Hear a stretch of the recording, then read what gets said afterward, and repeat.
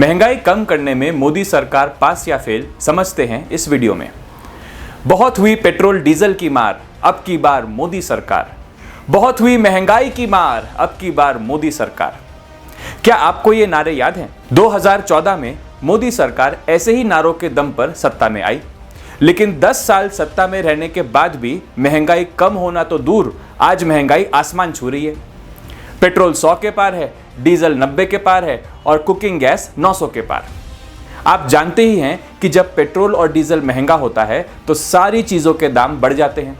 आज गेहूं, चावल, चीनी और तेल जैसी सारी ज़रूरी चीज़ें लगभग 2 से 2.5 गुना महंगी हो गई हैं। अब चलिए समझते हैं कि मोदी काल में आखिर इतनी महंगाई क्यों बढ़ी।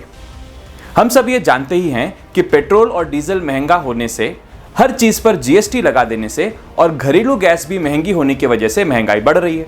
पर सवाल यह है कि पेट्रोल डीजल महंगा हुआ क्यों, जीएसटी लगाया क्यों और गैस सिलेंडर इतना महंगा हुआ कैसे। अब इस पर भाजपा और उसका आईटी सेल ये प्रचार कर रहे हैं कि देखो, रूस और यूक्रेन का युद्ध चल रहा है, उसकी वजह से अंतर्राष्ट्रीय बाजार में कच्चा तेल महंगा हो रहा है और इसीलिए हमारे देश में भी पेट्रोल डीजल का दाम बढ़ रहा है। आपको क्या लगता है, क्या यह बात सही है या दाल में कुछ काला है? सच्चाई तो यह है कि ये दोनों ही दावे खोखले हैं। रूस और यूक्रेन का युद्ध तो कोई कारण हो ही नहीं सकता, क्योंकि पेट्रोल की कीमत ने जब शतक लगाया था उसके 3 महीने बाद युद्ध शुरू हुआ। और इनका दूसरा दावा, मई 2014 में जब केंद्र में पहली बार मोदी सरकार सत्ता में आई थी, तब कच्चे तेल का अंतर्राष्ट्रीय दाम था $110 प्रति बैरल। उसके बाद से ये दाम लगातार घटते चले जा रहा है और आज कच्चे तेल की कीमत है सिर्फ $76 प्रति बैरल। लेकिन पेट्रोल डीजल के दाम कम होने की बजाय लगातार बढ़ते जा रहे हैं। ऐसा क्यों?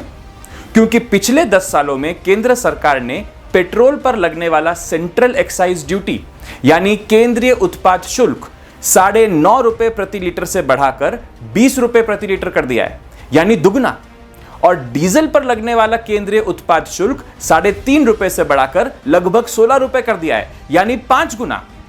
साफ है, केंद्र सरकार ने जनता पर लगने वाला टैक्स बेतहाशा बढ़ा दिया है और यह महंगाई का मुख्य कारण है। अब बात करते हैं घरेलू गैस की।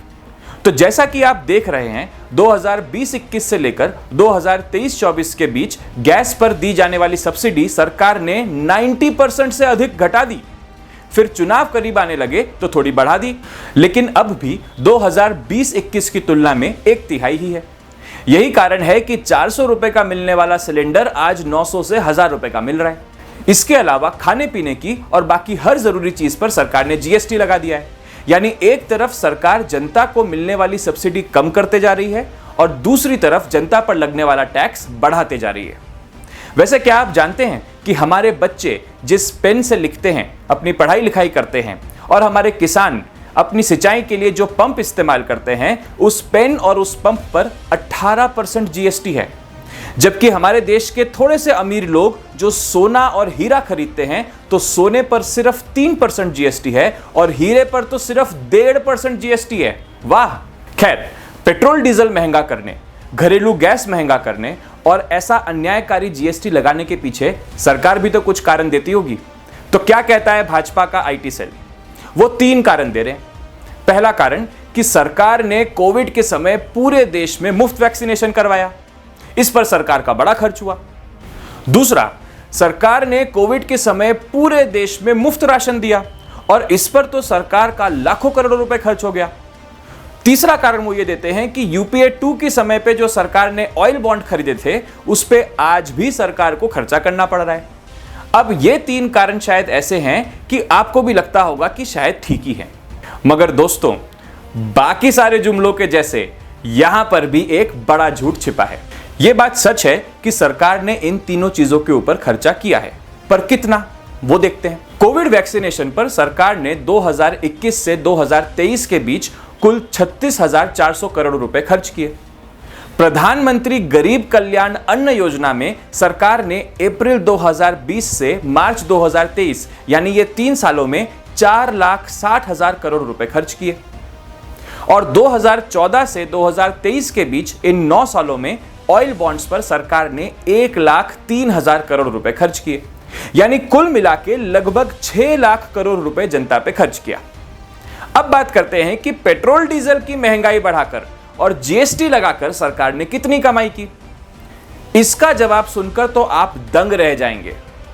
मोदी सरकार ने जनता से 58 लाख करोड़ रुपए वसूले हैं, यानी जनता पे जो खर्च किया उससे 10 गुना ज्यादा। यह है इस सरकार की सच्चाई। बेतहाशा महंगाई बढ़ाने का कारण भाजपा सरकार की आर्थिक नीतियां हैं। आम जनता पर टैक्स का बोझ लगातार बढ़ाते जा रहे हैं। मोदी सरकार आम जनता के खून पसीने की कमाई का आखिरी पैसा भी वसूलने के चक्कर में। सरकार ने जो 58 लाख करोड़ रुपए जनता से वसूले हैं, उसमें से जनता पे खर्च सिर्फ 6 लाख करोड़ किए हैं। तो आज सबसे बड़ा सवाल यह है कि बचे हुए 52 लाख करोड़ रुपए गए कहां?